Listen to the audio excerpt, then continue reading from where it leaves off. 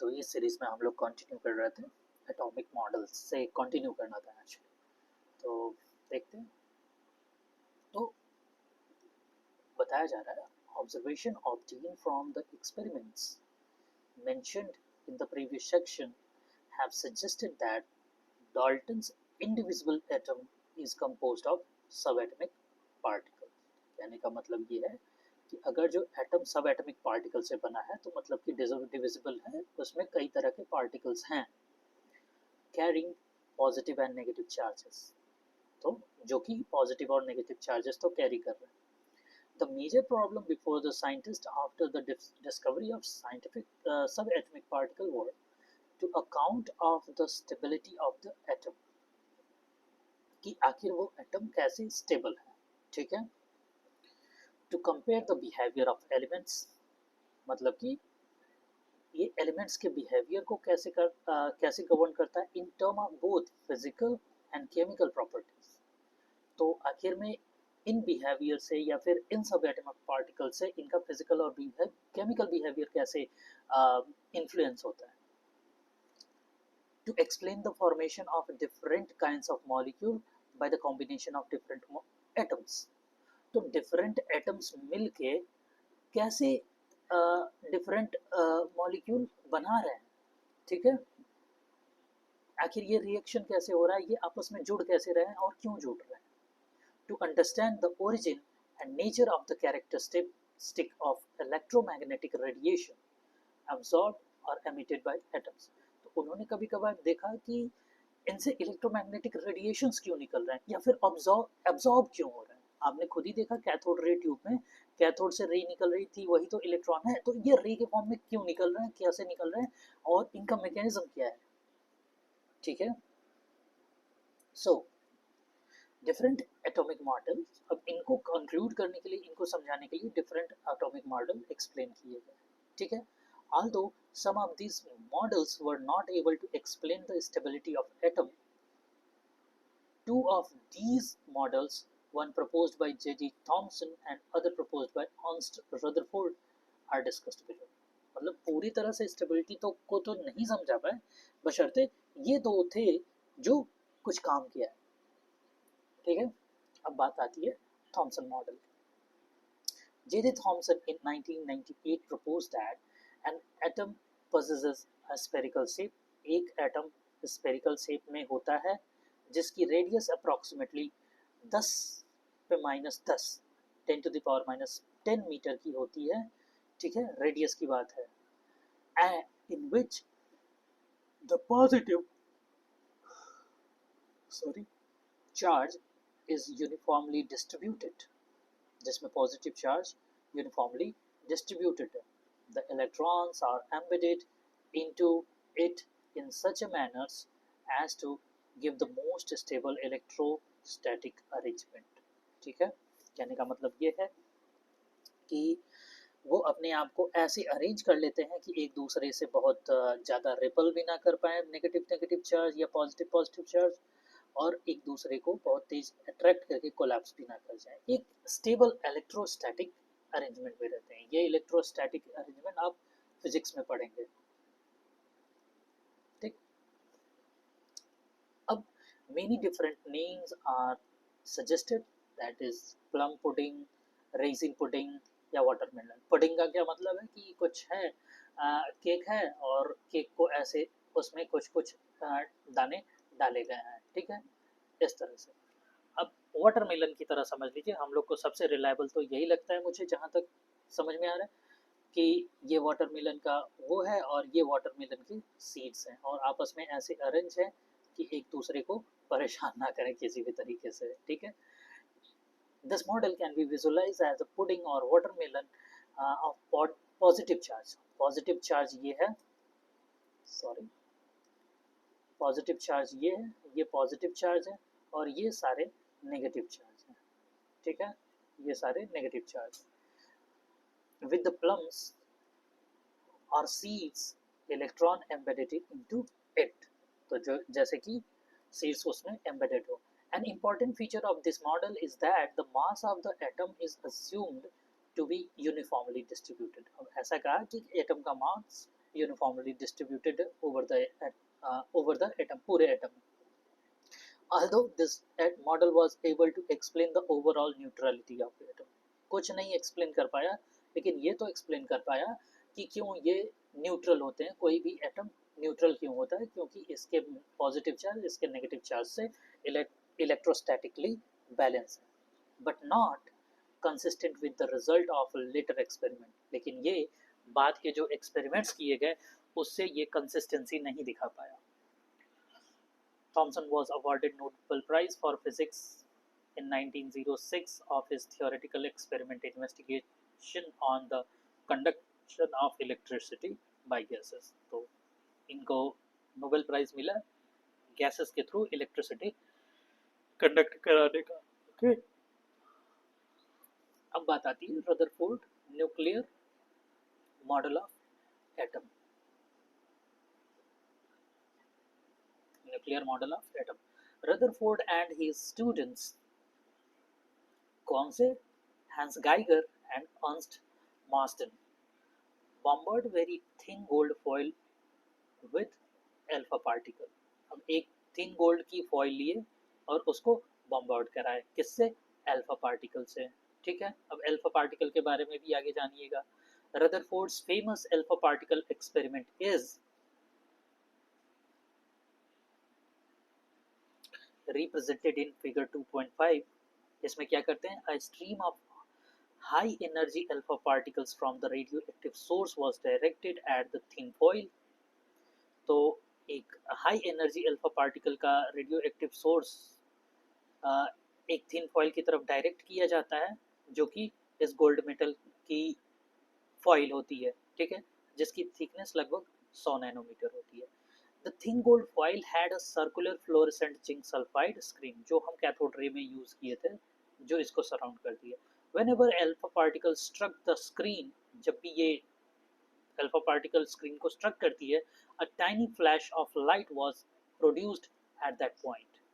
जो tiny light होता है उसमें निकलता है, वो तो हमने देखा ही था.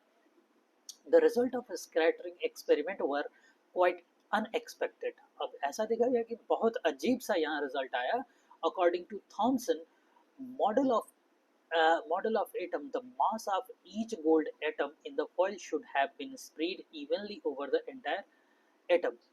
तो कह रहा है कि जो थॉमसन मॉडल के अकॉर्डिंग था कि मास एटम का मास पूरा एंटायर एटम में डिस्ट्रीब्यूटेड होता है, उससे जरा सा बहुत ही हट के आया.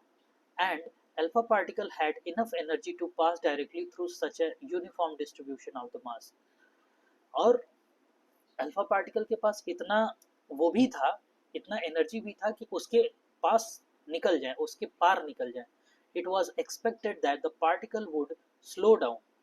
और ये ऐसा देखा गया था कि पार्टिकल स्लो डाउन होगा and change the direction only by a small angle. और उनका जो डायरेक्शन होगा वो हल्का सा ही चेंज होगा, बहुत ज़्यादा डिफ्लेक्शन नहीं होगा. जैसे वो लाइन में निकल रहे हैं तो वो हल्का सा डेविएट होंगे, बस इतना डेविएट होके निकल जाएंगे. ठीक है. As they pass through the fire, it was observed that, अब क्या ऑब्जर्व किया गया वो देखते हैं. ठीक है. So most of the alpha particle pass through the gold foil undeflected. अब देखिए, अब मास अगर जो होता है पूरे डिस्ट्रीब्यूशन में, एक तो वो रुकता है, उसका स्पीड रुकता है और डिफ्लेक्शन भी होता है. लेकिन most of the alpha particle बिना डिफ्लेक्शन के निकल गए. देखिए कितनी मोटी लाइन यहाँ पे सीधे आ जा रही है यहाँ पे. ठीक है ना. एक तो ये हो गया, दूसरे कलर में ले लेते हैं, ये पिंक वाला. एक तो ये सीधे आ गया. ठीक, मोस्ट ऑफ द निकल जा रहा है. अब a small fraction of alpha particle was deflected by small angle. ये small angle का रीजन है. ठीक, स्मॉल एंगल पे डिफ्लेक्ट करते हैं कुछ. अब इतना अल्फा पार्टिकल, इतना बीम मारा गया, कितने होंगे, और उसमें से ये गिनती भर के निकल रहे हैं. A very few alpha particles bounced back. कुछ वापस भी गए हैं. ठीक है. were deflected by nearly 180. nearly 180 का मतलब इन सब की भी बात करी जा रही है। लगभग 180 के आसपास ये वापस हो गए हैं। ठीक है, कितने? लगभग एक हर 20,000 पार्टिकल पे। ठीक है, on the basis of the observation, Rutherford drew the following conclusion regarding the structure of atom. अब इसमें कुछ कंक्लूजन निकला इस एक्सपेरिमेंट का। Most of the space in the atom is empty. ठीक, एटम का ज्यादातर स्पेस खाली है, थॉमसन की तरह भरा हुआ नहीं है। ठीक, एज क्यों? क्योंकि most of the alpha particle निकल जा रहे हैं। भाई डिफ्लेक्शन तो होना चाहिए था ना, बहुत अच्छे तरीके से डिफ्लेक्शन होना चाहिए। सामने तो किसी को पहुंचना ही नहीं चाहिए, और सामने बहुत कम पहुंचना भी चाहिए तो सबसे कम पहुंचना चाहिए, क्योंकि स्लो भी हो जाते। A few positively charged alpha particle were deflected, कुछ हल्के फुल्के डिफ्लेक्ट हुए हैं। The deflection must be due to the enormous repulsive force showing that positive charge of the atom is not spread throughout the atom as Thomson has presumed. कहने का मतलब ये है कि enormous repulsive force, अगर जो ये मास पूरे में डिस्ट्रीब्यूटेड रहता, ठीक है, तो इतना तगड़ा डिफ्लेक्शन फोर्स नहीं लगता। ये पूरा मास एक छोटे जगह पर ही कंक्लूडेड है, तो अब यहाँ पे जाएगा लाइट तो रुकेगा ना, और डिफ्लेक्शन के भी चांसेस भी हाई है। बट उतने ही रे यहाँ पे भेजे जाएं, उतने ही स्पेस में तो निकलेंगे। ये यहाँ से हल्का सा मुड़ेगा, या फिर ये यहाँ से रिबाउंड हो जाएगा, और इधर से जाएगा तो हल्का सा इधर मुड़ेगा। ठीक है ना, तो ये चीज थी। तो मोस्ट ऑफ दी जो सामने चले जा रहे थे वो बिना अनडिफ्लेक्टेड, मतलब कि ये पूरा मास, ये पूरा जगह यहाँ पे खाली है। अरे यार आ जाओ, ये पूरा जगह खाली है, और बचा कहाँ पे? यहीं पे है एटम का पूरा मास। ठीक है, has change, the positive charge has to be concentrated in a very small volume that repel the deflected positively charged alpha particle, और alpha particle positively charged है तो ये इसीलिए इसको डिफ्लेक्ट भी कर रहा है बहुत छोटे जगह से, और बहुत ही डेंस और बहुत ही हैवी तरीके से डिफ्लेक्ट कर रहा है। Conclusion by Rutherford showed that the volume occupied by the nucleus is negligibly small as compared to the total volume of the atom. कहने का मतलब ये है कि जो ये न्यूक्लियस का एक कॉन्सेप्ट दिए, कहे कि ये इसका न्यूक्लियस बहुत ही स्मॉल है भाई। ठीक है, जैसा कि आप कह रहे हैं कि पूरे एटम में फैला हुआ है, ऐसा कुछ नहीं है। ठीक है, the radius of the atom is about 10 to the power minus 10 while that of nucleus is 10 to the power minus 50। तो हो सकता है कि ये टोटल एटम का जो रेडियस है वो 10 to the power minus 10 है, बट उसका न्यूक्लियस जो है और छोटा है, उससे लाख गुना छोटा है लगभग। ठीक है, one can appreciate this difference in size by realizing that if a cricket ball represent a nucleus, ठीक, अगर अगर देखिए क्या कह रहा है, मैंने कहा ना लाख गुना छोटा है, तो वही ये समझा रहा है कि अगर क्रिकेट बॉल को न्यूक्लियस मान लिया जाए, ठीक है, then the radius of atom would be 5 kilometre, मतलब कि 10 किलोमीटर इधर 10 किलोमीटर इधर, जितना बड़ा एटम हो जाएगा, इतना डिफरेंस है, इतना इस कंक्लूजन के आधार पर थॉमसन में और इनमें। On the basis of above observation and the conclusion, Rutherford proposed the nuclear model of atom। ध्यान दीजिएगा, क्वेश्चन में अगर आपके बोर्ड्स के क्वेश्चन में आता है कि क्या ऑब्जर्वेशन था और क्या कंक्लूजन था, तो ऑब्जर्वेशन ऊपर बताया गया है और कंक्लूजन अब आ रही है सामने। कैसे हल्का सा नीचे किया जाए, काफी तेज स्क्रॉल हो जाता है, मुझे जरा स्क्रॉलिंग कम करनी पड़ेगी। The positive charge of the most of the mass of the atom was densely concentrated to an extremely small region. This is very small portion of the atom and called nucleus। तो वो positive charge जिस reason में पड़ा हुआ है उसको हम nucleus कहेंगे, और वो पॉजिटिवली चार्ज होता है। ठीक है, the nucleus surrounded by electrons that move around the nucleus with a very high speed of circular path called orbits. अब क्या कह रहे हैं कि अब इसके बाद जो इलेक्ट्रॉन्स होते हैं इनके चारों तरफ चक्कर लगा रहे हैं बहुत तेजी से, ठीक है, बहुत तेजी से। और जिस पाथ पे वो चक्कर लगा रहे हैं, जिस पाथ पे वो चक्कर लगा रहे हैं, उन पाथ को कहते हैं ऑर्बिट्स, ठीक। Thus, Rutherford model of atom resembles the solar system, in which the nucleus plays the role of sun and the electron that of revolving planets, ठीक। जो इलेक्ट्रॉन्स हैं वो रिवॉल्विंग प्लैनेट्स की तरह काम करते हैं। Electrons and nucleus are held together by electrostatic force of the attraction. ये न्यूक्लियस पॉजिटिव चार्ज है और इलेक्ट्रॉन नेगेटिव चार्ज है, तो ये इसको इधर खींचे रहता है, ठीक है। अब दूसरी बात आती है atomic number and atomic mass, ठीक है। तो atomic number and atomic mass, the presence of positive charge, तो दोनों मॉडल हम लोगों ने खत्म कर लिया, ठीक। अब बात आती है कि एटॉमिक नंबर और एटॉमिक मास क्या है, ठीक है।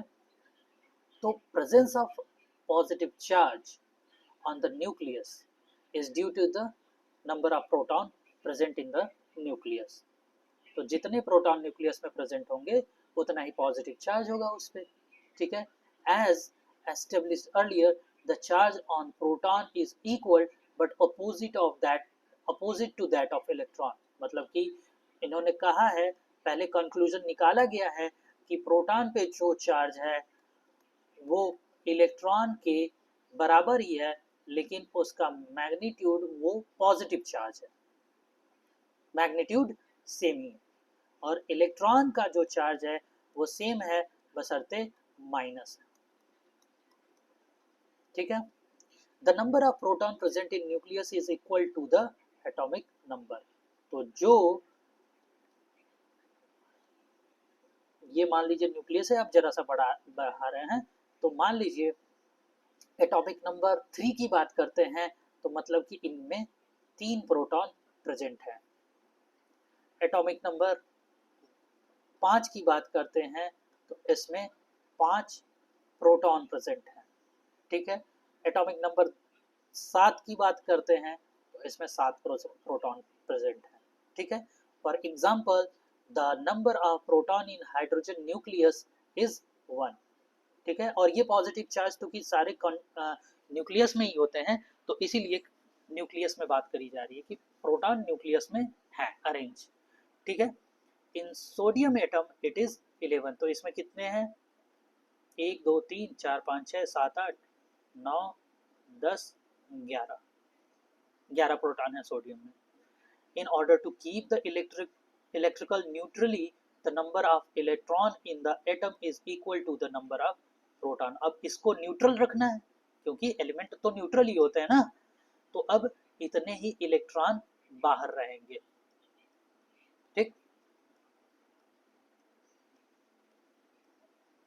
11 इलेक्ट्रॉन हो गए, बट बशर्ते इसी लाइन में नहीं रहते हैं, ऐसे ही नहीं रहते हैं, उनके बताया कि अलग अलग ऑर्बिट में, ठीक है ना। तो एक ऑर्बिट में नंबर भी डिसाइड किया जाता है कि कौन से ऑर्बिट में कितना नंबर होगा, तो वो आगे हम समझेंगे। For example number of electrons in hydrogen atom and sodium atom is 1 and 11 respectively, ठीक है। क्योंकि वो नंबर वो दोनों सोडियम और हाइड्रोजन को कहा गया है कि वो इलेक्ट्रिकली न्यूट्रल है। जब तक ये ना कहा जाए कि ये आयन है या फिर इस पे कोई एक चार्ज है, तो तब तक ये इलेक्ट्रिकली न्यूट्रल रहेंगे और number of proton will be equals to number of electron, ठीक है ना, समझ में आया। अब बात करते हैं, इसमें कुछ वही चीजें बताई गई हैं, number of proton in the nucleus and the atom and atomic number of the electron, number of the electron in neutral atom.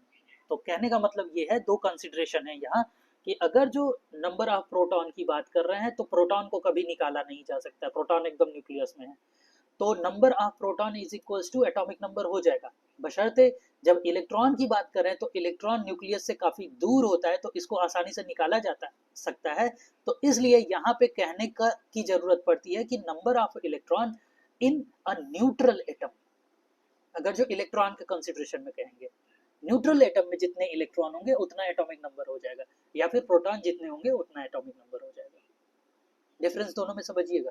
ऐसे सिंपली नहीं कह सकते कि किसी एलिमेंट में जितने इलेक्ट्रॉन है उतना ही वो उसका एटॉमिक नंबर हो जाएगा। उसमें कहना पड़ेगा कि न्यूट्रल एलिमेंट में जितने एटम होते हैं, जितने इलेक्ट्रॉन होते हैं, उतना एटॉमिक नंबर होगा। ठीक है। While the positive charge of the nucleus is due to proton, the mass of the nucleus is due to the protons and neutrons. अब बशर्ते यहाँ पे चार्ज जो है किसी भी न्यूक्लियस में वो प्रोटॉन की वजह से ही होता है पॉजिटिव चार्ज, क्योंकि न्यूट्रॉन्स पे तो कोई वही नहीं होता है। मान लीजिए 4 एटॉमिक नंबर का एक वो है तत्व है, तो उसके न्यूक्लियस पे 4 प्रोटॉन होंगे और 4 पॉजिटिव चार्ज होगा, और बाहर 4 इलेक्ट्रॉन होंगे, तो 4 नेगेटिव चार्ज होगा, न्यूट्रल हो जाएगा। बशर्ते इसका जो वेट होता है, न्यूक्लियस में वेट होता है ना, सारा वेट न्यूक्लियस में है, तो वो प्रोटॉन और न्यूट्रॉन के बराबर होता है। न्यूट्रॉन और प्रोटॉन के कॉम्बिनेशन में जो वेट होगा, दोनों को वेट को मिला के जो भार होता है वो उसमें आता है। As discussed earlier, proton and neutron present in the nucleus are collectively known as nucleons. ठीक है। तो ये जब साथ में होते हैं, मान लीजिए प्रोटॉन हो गया, ये न्यूट्रॉन हो गया, और ये कलेक्टिवली न्यूक्लियॉन्स कह दिए जाएंगे। ठीक है। अब क्या आता है, the total number of nucleons is termed as mass number. ठीक है। टोटल नंबर ऑफ न्यूक्लियॉन्स जो होते हैं वो मास नंबर के बराबर होते हैं। अब मास नंबर क्या हो जाएगा, मास नंबर हो जाएगा number of proton plus number of neutrons. ठीक है। Number of protons plus number of neutrons, क्योंकि यहाँ प्रोटॉन्स और न्यूट्रॉन्स दोनों प्रेजेंट है। ठीक है ना। अब बात आती है आइसोटोप्स एंड आइसोबार्स की, तो इसको हम नेक्स्ट लेक्चर में कंप्लीट करेंगे। ठीक है। आगे बढ़ेंगे। तो मुझे लगता है आज काफ़ी कुछ सीखने को मिला है हम लोगों को। एटॉमिक मॉडल हम लोगों ने सीखा है, और किस तरह से एटॉमिक नंबर निकालते हैं, किस तरह से एटॉमिक मास हम कैलकुलेट कर रहे हैं। ठीक है ना। तो ये सारी चीज़ें हमने सीखी हैं। So thank you very much.